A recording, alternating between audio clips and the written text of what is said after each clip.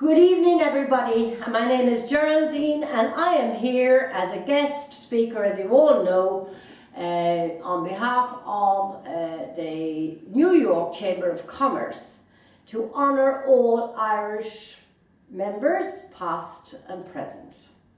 So as a result, my chosen topic for this evening is the Irish and being Irish. So what is it like to be Irish? You know, as a nation, we are full of contradictions on a global basis. We are known as a nation of saints and scholars, yet we are also known as a nation of drunks. We are known as a very kind, emotional, entertaining people. We have produced amazing people for the world. Look at our poet, Seamus Heaney, and writer. Look at Oscar Wilde, W.B. Yeats, Percy French. Look at our rugby players, Brian O'Driscoll, Ronan O'Gara, just to mention a few just in the living. Look at our golfers, from Christy O'Connor Junior to Senior, to Padraig Harrington, to mention just but a few. Look at Lord of the Dance and Riverdance. Look at all the boy bands from Westlife to Boyzone. And of course, look at U2. Now that's just a small amount. Look at the amazing amount of soccer players we've produced that play soccer in all of the major clubs in the United Kingdom. And of course, it's well worth noting that we have an amazing cricket team that in fact won the World Cup a few years ago. Now, that's us Irish. But when a few years ago, as a small nation of people, as you all know, we ran into a lot of trouble financially. We were part of what was known as the Pigs: Portugal, Italy, Ireland, Spain and Greece. Now, we didn't take any umbrage to that at all, and we embraced austerity with virtually nearly open arms. They rioted all over Europe and we couldn't be bothered. Nobody could understand it and everybody was scratching their heads. The thing is, somebody really tried to get it. Why were we not rioting? Why were we not doing what everybody else was doing? Why were we not doing what we should be doing? And I think it was best described by the following, where God comes down and he says, you know, I really have had enough of this world as we know the earth. And I'm going to end it all in about 2 or 3 weeks' time. And he gives a very specific date now. So that's it. So the Frenchman decides anyway, I am going to make mad, passionate love to my wife, which he does. Then he gets out of bed and he goes to a drawer and he gets a giton and he lights it up and he goes, smokes it down to his toes.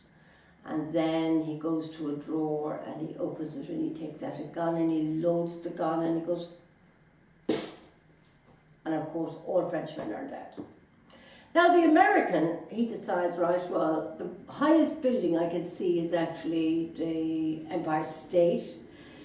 So at the bottom he buys a packet of cigarettes and he makes the long way up to the top of the Empire State Building.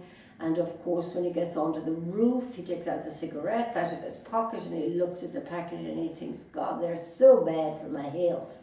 And he puts them firmly back in his pocket, and the next thing he gets up on the ledge and like all his fellow countrymen, he jumps off the building. Now meanwhile back in Ireland, Paddy decides, right, well, I'll tell you what we're going to do. We are going to go to Spain. Actually, we will drink pina coladas and sure, when we come back to Ireland, it's all going to be over. And that, I think, is a great understanding of us Irish. In other words, we really don't take things too seriously. When we are being laughed at all over the world for our accents, particularly our pronunciations of the word this, that, these, those, and thanks, which is normally pronounced as dis, that, these, those, and tanks, we make fun of that ourselves. We have a numerous, absolute amazing reservoir of jokes about ourselves. Now, if you think that we don't take umbrage to anybody joking about it, you have to be here in Ireland to know that we actually start joking, and we have jokes about people living in Cavan, or the Cavan man as he's known as, who's known to eat his dinner out of a drawer. In other words, people that are from Cavan are very mean. People in Kerry are considered to be slightly stupid, and that's the inference there.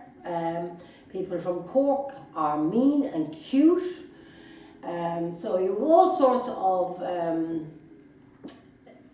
descriptions that we ourselves put on ourselves, and it's all taken with light humour and nothing serious. Finally, look at what we do with our dead. You know, we the Irish wake our dead in the 21st century. So what does it mean to wake the dead? Well, basically what that means is that we in fact drink from the time, so there's a period set aside. Up to a few years ago, that could go on for days, even though the bodies weren't embalmed. But it tends to be a little bit more organised now, and maybe not as, in fact, not every family would dream of allowing it, but still it's widely practiced, where the house is thrown open for 24 hours and everybody walks around the corpse and they drink for themselves, for the person that's dead, for everybody that they knew, that they didn't know, that they should have known, and that they might meet when they go to heaven.